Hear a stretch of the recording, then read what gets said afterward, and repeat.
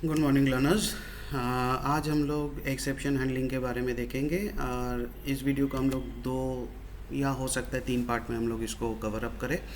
आज हम लोग जो बेसिकली देखेंगे तो एक्सेप्शन हैंडलिंग का कंसेप्ट, इसको क्यों लाया गया, ये सब चीज़ को हम लोग देखेंगे। एंड अलॉन्ग विद दैट फिर हम लोग उसको रिलेटेड एक इम्प्लीमेंटेड एक प्रोग्राम देखेंगे। And in the next video we will carry on with the further जो भी और भी टॉपिक्स है एक्सेप्शन हैंडलिंग रिलेटेड, तो देखेंगे।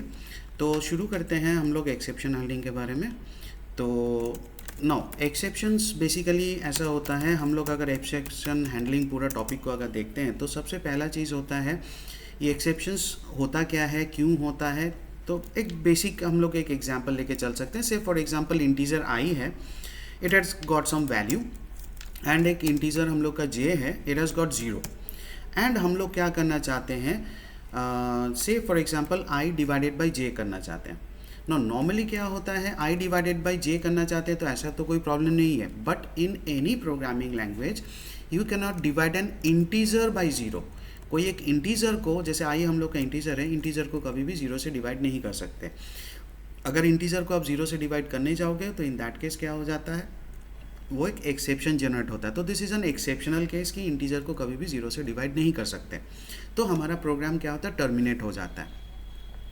एंड इसीलिए हम लोग एक्सेप्शन को हैंडल करना सीखते हैं ताकि हमारा प्रोग्राम यहाँ पे टर्मिनेट ना हो। हम लोग उसको हैंडल करेंगे एंड प्रोग्राम को आगे में कैरी फॉरवर्ड कर सकते हैं। ठीक है, तो इसके हिसाब से शुरू करेंगे। नाउ यहाँ पे हम लोग का क्या रहता है, एक्सेप्शन बेसिकली ऐसा रहता है जावा में। ये एक्सेप्शन को हैंडल करने के लिए हम लोग के पास एक थ्रोएबल नाम का क्लास दिया हुआ है। थ्रोएबल क्लास को ही इनहेरिट करके हम लोग का दो क्लासेस बना है, एक है हम लोग का एक्सेप्शन क्लास और एक है हम लोग का error class. And obviously we are talking here about the run time errors, तो रन टाइम एरर्स के बारे में ही बात कर रहे हैं। नाउ जावा में हर एक चीज़ के लिए हम लोग का क्लासेस बने हैं। The only thing that does not have any class in Java, that is a compile time error. बाकी रन टाइम एरर्स के लिए भी क्लासेस बनाए हैं। नाउ यहाँ पे कई सारे लोगों का एक गलत फहमी होता है कि exceptions are the run time errors. ये कभी मत सोचना, अगर ऐसा ही होता तो रन टाइम में एरर अलग से क्यों रखा जाता और एक्सेप्शन अलग से क्यों रखा जाता। ठीक है, तो exceptions are basically the exceptional cases. जैसे हम लोग इंटीजर को ज़ीरो से डिवाइड देना चाहते हैं तो वो तो एक एक्सेप्शनल केस है ना। बाकी इंटीजर को दूसरे कोई भी इंटीजर से आप डिवाइड दे सकते हो, बट ज़ीरो से डिवाइड नहीं दे सकते। और एरर मतलब क्या होता है, गलती। ठीक है, तो हम लोग इसके बारे में भी डिटेलिंग करेंगे ना। जावा में क्या होता है कि हर एक एक्सेप्शन के लिए अलग अलग बिल्ट इन क्लासेस है। And for just for your knowledge, and there are near about built in 480 around built in exceptions पहले था। एंड एरर्स के बारे में भी, एरर्स ऐसे रन टाइम में बिल्ट इन 80 अराउंड पहले एरर्स थे। अभी जैसे जैसे जावा और अपग्रेड होते जा रहा है तो वैसे वैसे और भी मॉडिफाई होते जा रहा है ये चीज़, और भी ऑब्वियसली 2-4 क्लासेस हर वर्जन में बढ़ता ही जाता है। तो ये जो जेडीके जो इंस्टॉल करते हैं उसके साथ ये इतने इतने मिनिमम रहते ही हैं। नाउ फॉर एग्जांपल, जैसे हम लोग अभी इंटीजर को ज़ीरो से डिवाइड देना चाह रहे थे तो उसके लिए क्या होता है, हम लोग के पास एरिथमेटिक एक्सेप्शन नाम का क्लास है। तो this is an arithmetical exceptional case. फिर एक बहुत कॉमन एक्सेप्शन होता है हम लोग का जो है कि array index out of bounds exception. तो क्या होता है, जैसे एरे का मान लो इंडेक्स हम लोग का, से मान लो फॉर एग्जांपल हम लोग 5 साइज़ का एरे बनाए हैं। तो 5 साइज़ का अगर एरे बनाए हैं तो हम लोग इंडेक्स क्या होता है 0 से लेके 4 तक जाता है, लेकिन हम लोग मान लो 10th वाला इंडेक्स उठाना चाहते हैं तो वो कहाँ से उठाएगा। तो इन दैट केस होता है array index out of bounds exception. Similarly और एक आता है string index out of bounds exception. से जैसे मेरा सरनेम है PAUL, तो 4 कैरेक्टर का है, बट मैं 10th कैरेक्टर को उठाना चाहता हूँ तो कहाँ से उठाएगा। सो सेम वैसे ही आता है string index out of bounds exception. फिर एक होता है हम लोग का IO एक्सेप्शन। ये हम लोग IO एक्सेप्शन के बारे में नेक्स्ट वीडियो में इसको प्रोग्रामेटिकली इम्प्लीमेंट भी करेंगे। ऐसा देयर आर वेरियल सेवरस एक्सेप्शंस। और एरर्स के बारे में अगर बात करेंगे तो एरर्स हम लोग का क्या होता है, रन टाइम में एरर जैसे सबसे पहला हम लोग का होता है कि जैसे ऐसा किसी क्लास को रन करने जा रहे हैं जो क्लास ही एग्जिस्ट नहीं करता है। ऐसे किसी क्लास को रन करने जा रहे हैं जो क्लास एग्जिस्ट ही नहीं करता है, तो इन दैट केस क्या होता है हम लोग का, फिर ये आता है no class def found error. तो ये रहता है, मतलब उस नाम का कोई क्लास ही नहीं मिल रहा है उसको। एंड सिमिलरली ऐसा किसी क्लास को नॉर्मली रन करने जा रहे हैं कोर जावा के पर्सपेक्टिव से, तो कोर जावा के बेस पे जब रन करने जा रहे हैं ऐसा किसी क्लास को रन करने जा रहे हैं जिस क्लास में मेन मेथड ही नहीं है, सो इन दैट केस आता है क्या, नो सच मेथड एरर। तो ये सब रन टाइम एरर्स हैं। एंड अगेन अगर किसी से अगर डिबेट पे जाना है कि एरर्स अगर रन टाइम एक्सेप्शंस को यहाँ पे जैसे रन टाइम एरर्स बहुत जन बोलते हैं, जैसे थोड़ी देर पहले डिस्कस कर रहे थे, अगर वो चीज़ कोई बोलेगा तो आप ये चीज़ भी बोल सकते हो, जैसे no class def found error है ना, वैसे ही एक बिल्ट इन एक एक्सेप्शन आता है हम लोग का क्लास नॉट फाउंड एक्सेप्शन। तो अगर दोनों चीज़ अगर एक्सेप्शन अगर रन टाइम एरर होता तो फिर दोनों को क्यों रखते हैं। Similarly no such method error जैसे आप देख रहे हो वैसे ही क्या होता है, एक नो सच मेथड एक्सेप्शन भी होता है। सिमिलरली और एक चीज़ आता है जैसे नो सच फील्ड एरर करके भी क्लास है। सिमिलरली यहाँ पे भी एक होता है नो सच फील्ड एरर नाम का भी क्लास है, एक्सेप्शन नाम का भी क्लास है।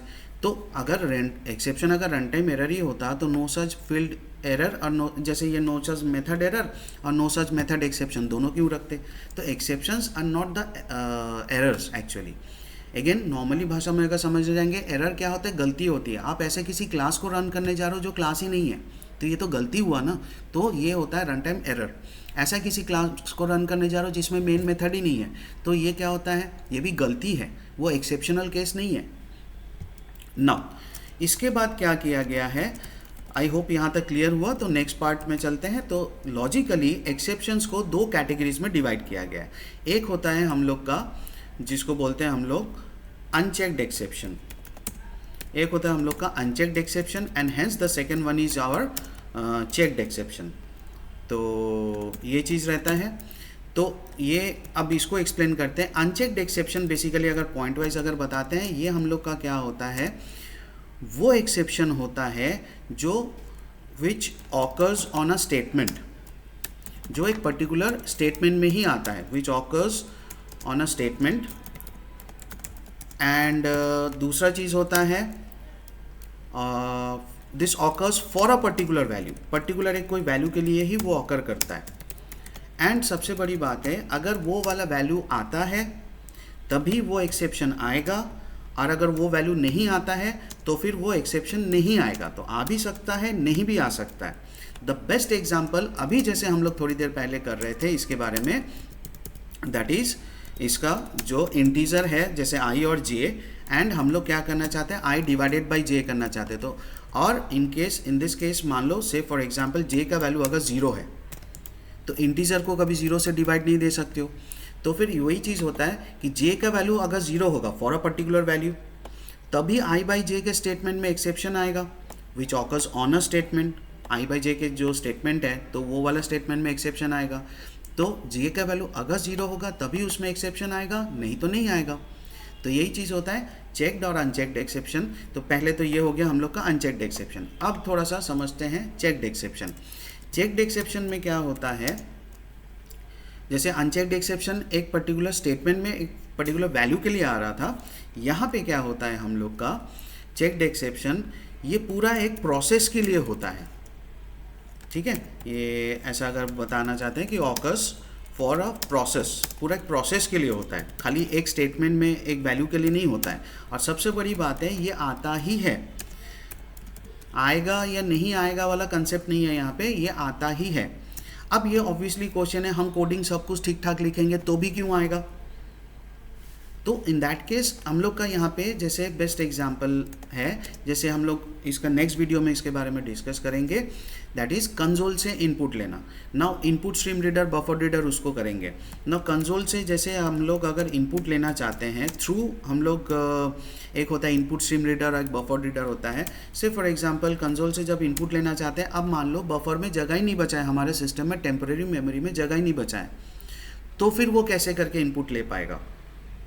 अनदर एग्जाम्पल इज से हम लोग से फॉर एग्जांपल हम लोग घर पे रात को डिनर करने बैठे हैं और ड्यूरिंग दैट टाइम तुमसे अपने से सोशल मीडिया अकाउंट कुछ एक्सेस कर रहे थे, एंड ड्यूरिंग दैट टाइम आपके पेरेंट्स आपको डिनर पे डाइनिंग टेबल पे इनवाइट किया कि चलो खाना लग गया आप आ जाओ। तो आप क्या करोगे, उसको ऐप को बंद कर दोगे या नेट बंद कर दोगे या जैसे भी होगा डिस्कनेक्ट करोगे उस चीज़ को, आप चले गए डिनर पे।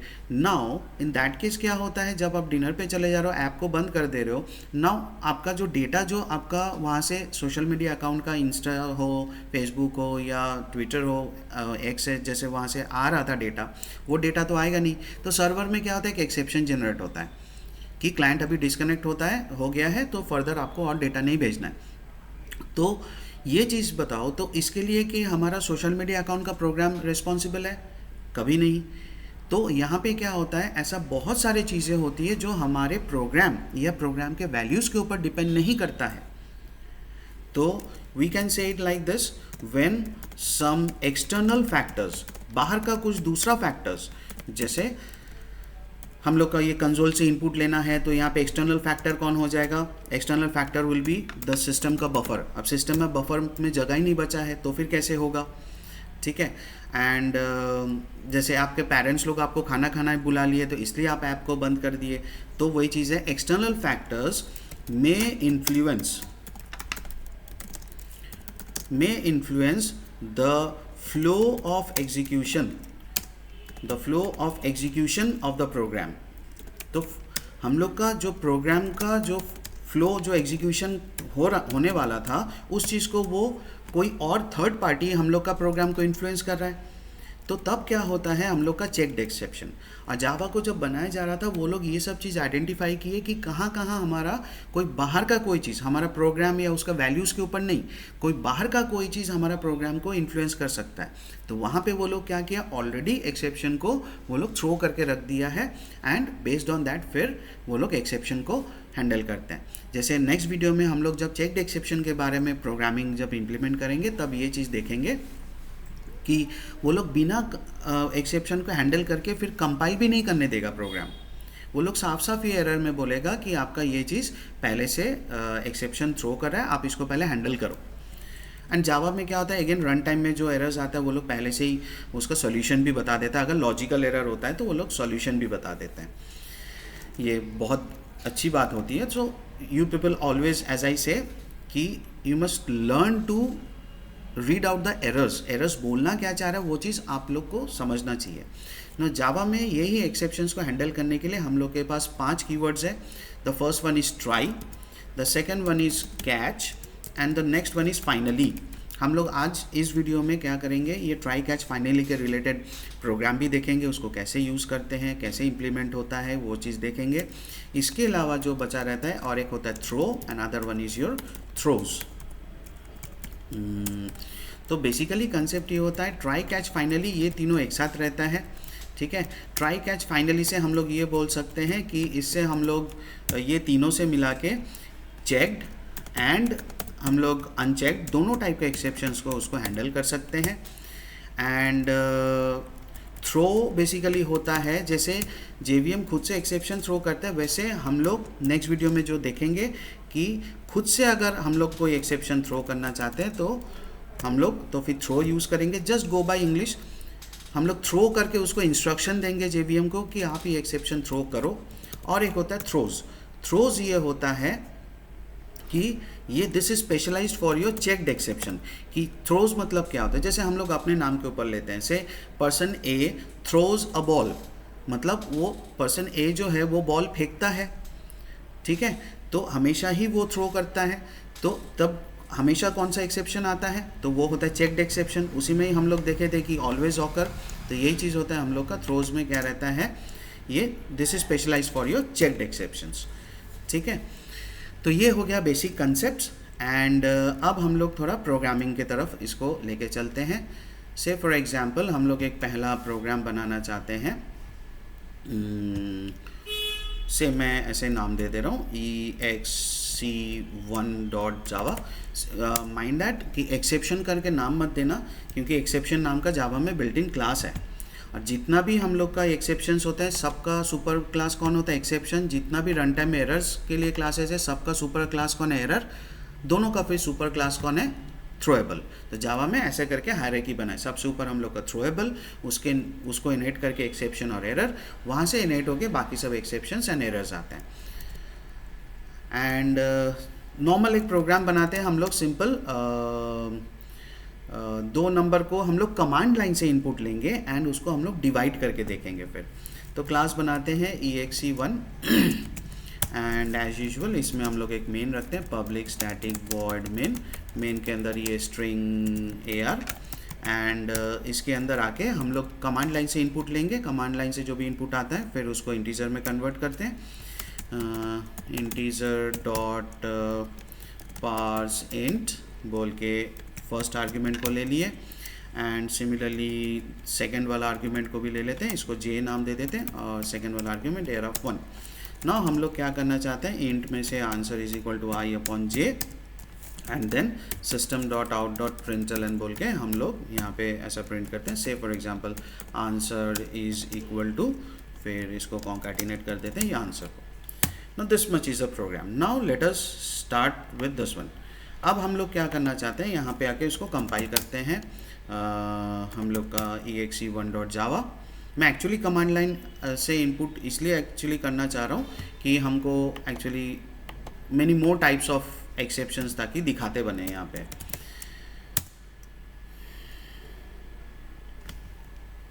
अच्छा ये ना पैकेज के अंदर चला गया, लेट मी जस्ट इसको ड्रैग कर लेते हैं मैं बाहर तरफ।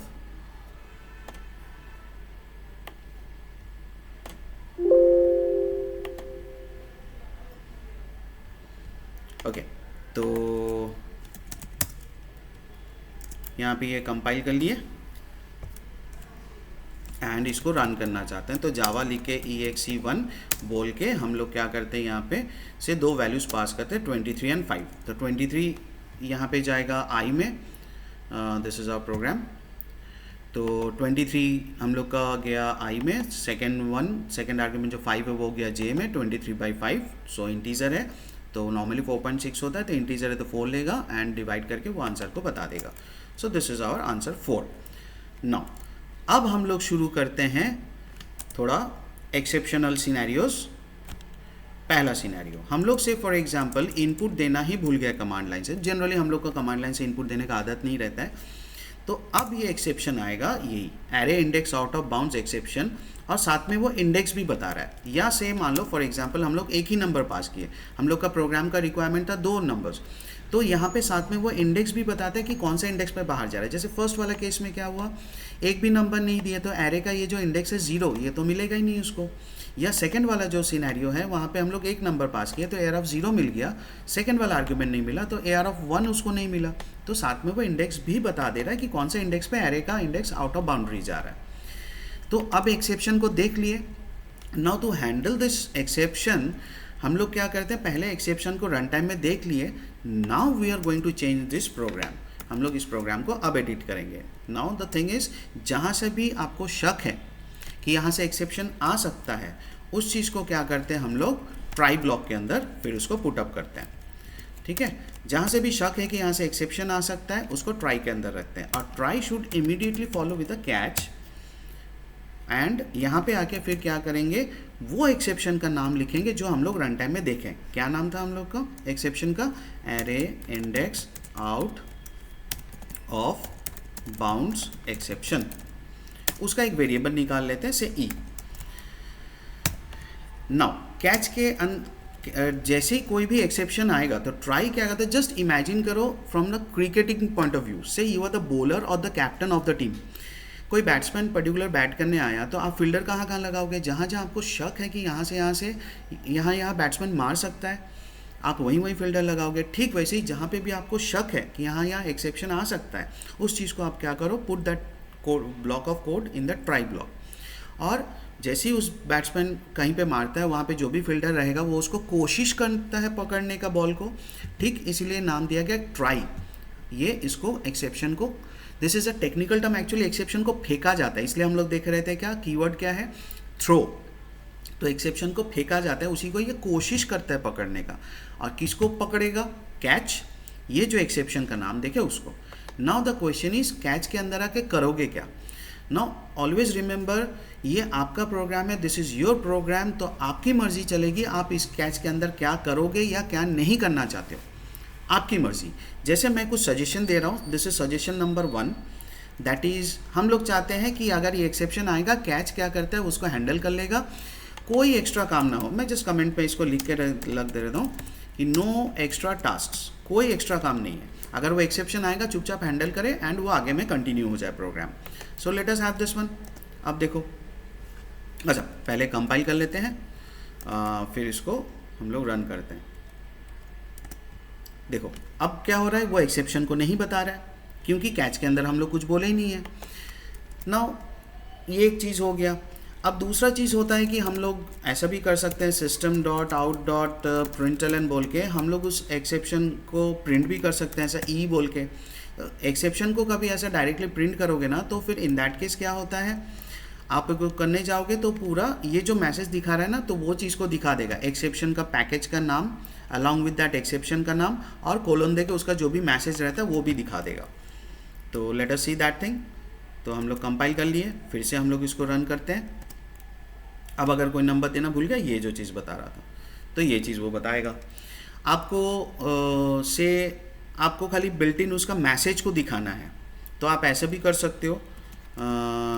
मैं इस लाइन को कमेंट आउट कर दे रहा हूँ, आप ऐसा भी कर सकते हो। फिर ए डॉट एक होता है गेट मैसेज, तो इससे क्या हो जाएगा, तो उसका जो बिल्ट इन जो मैसेज है, जैसे यहाँ पे कोलन के बाद 0 है, ये खाली उतना ही प्रिंट करेगा। तो एक्सेप्शन क्लास में जो बिल्ट इन उसका जो मैसेज है ये सिर्फ उतना सा ही दिखाएगा, लाइक से यहाँ पे बता दिया 0। आपको इसके अलावा और भी बहुत सारे ऑप्शन है। अब जैसे हम लोग चाहते हैं कि हम लोग किसी मान लो नॉन टेक्निकल कोई बंदे को मान लो सॉफ्टवेयर या वेबसाइट बना के दे रहे हैं, उनको तो ये चीज़ समझ में नहीं आएगा, तो उनके लिए कुछ हम लोग कस्टमाइज मैसेज भी डाल सकते हैं। लाइक से फॉर एग्जांपल हम लोग यहाँ पे डबल कोट्स में मैसेज डाल देते हैं, आपको यूज़ कैसे करना है, तो ऐसा यूसेज बोल